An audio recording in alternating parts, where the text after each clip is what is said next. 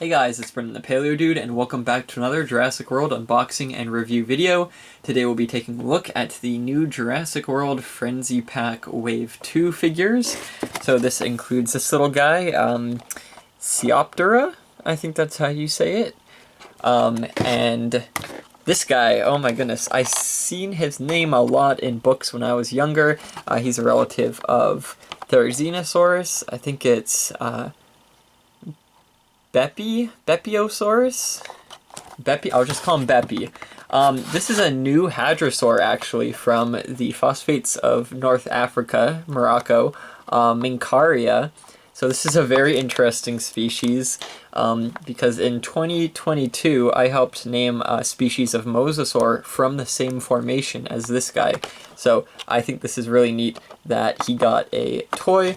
And I'm really excited to see if any more Moroccan phosphate species get implemented. Maybe one of the small Abilasaurs. And then this is Archaeornithomimus. I like how they had to squish the name just to fit it in. Interestingly enough, in some of the Jurassic World games, this guy looks vastly different from his toy form, which we'll compare in a bit. But like the name suggests, it's an ornithomimid. Like Gallimimus, but you can see they made the head really big and they gave it a bunch of teeth. So, very interesting choice design-wise, but we'll first dig into the little pterosaur. This guy's giving me very strong, there we go, Rhamphorhynchus vibes in terms of the build. The legs are really long, which is nice, and I love the way you can position them like it's perching on something. That is fantastic. They're little sturdy, and they both move with the same piece of plastic, so they go back and forth together. Also, there's a little muscle back here that's very prominent. That's pretty neat. The tail has some really nice ribbing on it. The back's also very textured. Same with the wings. They went all out with the textures on the wings. There's some little bumps close to the body, and then a lot of veinature, and some really nice color patterns. The head's also really cool. It's got a slightly lighter bottom jaw. The eye is green. You can close the mouth fully, and all the teeth in there are painted. Even the tongue is painted. The crest has a really nice green on it too, and tons of really cool kind of cracky looking parts on the top of the head. Now compared to Rhamphorhynchus, this is a larger figure. It's got a wider wingspan, and it's a really nice upgrade. The neck does not have articulation, but you can see there's a vastly improved eye design, and it's got, hold on, it's got sharper details, like the teeth are a lot smaller, so you can see how much Mattel has improved since 2019 in terms of sculpt and color and design. So this guy is super neat, a great little addition to the pterosaur line. The wings can fold down and they can fold up. They're actually quite limited on this figure, but that's not bad because the sculpt fully makes up for it, and it definitely fits into the theme of the line with the colors and the details. So here is the scan code for those of you who collect the scan codes. Next is Bepi. So this guy is very cool. It's got a variety of bumps as well as feathers, actually, which is nice. It's a very cool nod to the Therizinosaur relation. So it's got these kind of feathers on the neck, going down the neck, on the bottom of the chin, and then some really nice kind of dragon-like spikes on the back of the neck and on the tail there. The rest of the body's scaly, so the legs have scales. A little bit of feathers actually on the back of the foot, which is pretty neat. Some wrinkly texture down the back and bottom of the tail. A little bit of feathering on the back above the hips, along with some spikes and nodes and bumps as well. So that's some pretty cool texture. Also the ribs, you can kind of see them there, and the shoulder blade muscle It's fully sculpted, same with the leg muscles. And of course, being a Therizinosaur, it's got these really long claws, and this little beak on the tip of its head. I love the eye paint, it's very cool, and it's got a bunch of little teeth in there. Jaw inside is painted, tongue and whatnot, and the articulation's pretty nice. You can kind of put the neck up, you can put it down. I don't think it goes down quite far, but the legs allow for a little bit more positioning with that if you want to make it like dig or eat something. This is actually a pretty unique figure. I was not expecting another Therizinosaur. And scale-wise, it is quite small. Uh-oh. Okay, wait. There we go. Quite small compared to Therizinosaurus, but again, you can see the relation with the neck and the claws. So that is quite a cool little figure. Super neat to get another Therizinosaur. And then here is the scan code. There you go.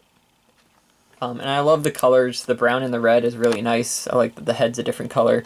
A little bit of neck color would have been the perfect touch for this, but nonetheless, it's not terrible. Next is Minqaria. I wanted to get 3, but I ended up just picking up 2 for now. It's a very neat little hadrosaur. It's got a crest, kind of like the Cretaceous. Now this dinosaur is only known off of its jaw bones, so we don't know much about its appearance besides its relation to other hadrosaurs, which the appearance is clearly based off of. We kind of figured it would fall into a category with a crest like this, so it's interesting that Mattel always chooses very fragmentary dinosaurs to do these newer figures off of. The tail can rotate. And it's got some kind of sparse paint. It's got some orange blotches that form rough lines down the side, and there's like only 3 of them. Or sorry, 2 that blend together here. So yeah, there's just 2 blotches on the back. Very interesting choice. It's a little sparse. I mean, I don't mind that it's not super showy or flashy, and I do like the kind of muted blue color, but it would have been nice to have a little bit more paint on the back or the body somewhere.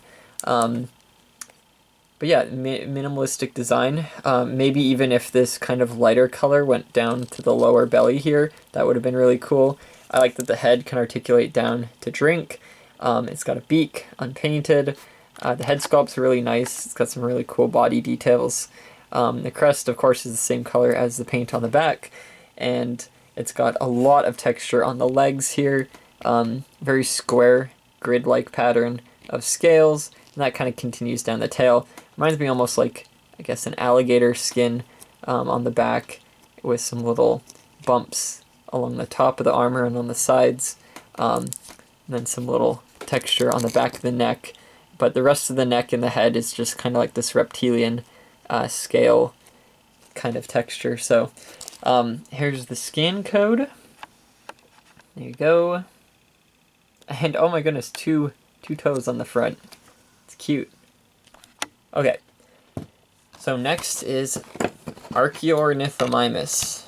What a mouthful. So this is a very interesting figure. I'm surprised we got it now and not in an earlier lineup, because this was referenced in, I'm pretty sure, Jurassic World. Claire said something about how try hearing a kid try and pronounce Archaeornithomimus. So now we finally have a canon Archaeornithomimus toy. And wow, it's very heavily feathered. You can see there's a lot of feathers on the back of the leg. They're very sharp. Not sharp feeling, but the detailing is very nice. It's very sharp. And lower leg feathers as well. The arms have some really nice feather details. You can see even like the, what do you call them, like veins or something on each feather, which is super neat. That's a cool detail that they did not need to include, but there it is. The claws are also super detailed. You can see there's feathers down the neck, down the back of the head, on top of the head. The head's also got some very cute appearances to it. Look at that. Now this is a great figure, as much as it's poorly representing Archaeornithomimus. I think they did a fantastic job. The colors are also really great. Got this like light green stripe down the back along with all these feathers that kind of end halfway down the tail, and the rest of the tail is scaly. Bottom of the tail is all wrinkly. There's a scan code. Come on. There we go. Oh, yeah. And then its feet have some nice scaling on them as well. And of course the articulation is really cool. It's got some fun positions. You can make it go down, eat, drink, look up at larger dinosaurs. Yeah, it's a pretty neat figure. Very great for, like, I guess, forest photography. I don't know if I'd buy another one just because it's kind of natural colored and natural looking for photography, but it's definitely one I'll keep in mind for picking up. And of course, I still need to pick up another Minqaria to do a mosasaur photo with. So this guy lived alongside Mosasaurus, Hoffmanni, so pretty cool that we have them in the same lineup. Anyways, I hope you guys enjoyed this little unboxing and review. Be sure to check out my previous videos if you haven't already, where I boxed some Hammond collection and other Rebirth figures. Also, usually I don't do little self-insert commercials, but if you guys have stuck around to the very end, I recently started, ooh, it's big, a plushie company where I produce Cambrian stuffed animals, and this is our first one, Kari the Anomalocaris, and we finally have listed it up on my Etsy, so I'll have that in a link in my description if you guys want to check that out. And all the sales help support future plushie production. Right now we're halfway to producing the next one, which is a trilobite Nelly. So if you guys want to learn more about that, you can check out the From the Shale Plushies YouTube account and subscribe for updates. Anyways, enough about that. Hope you guys enjoyed, and I'll see you all in the next video. Bye-bye.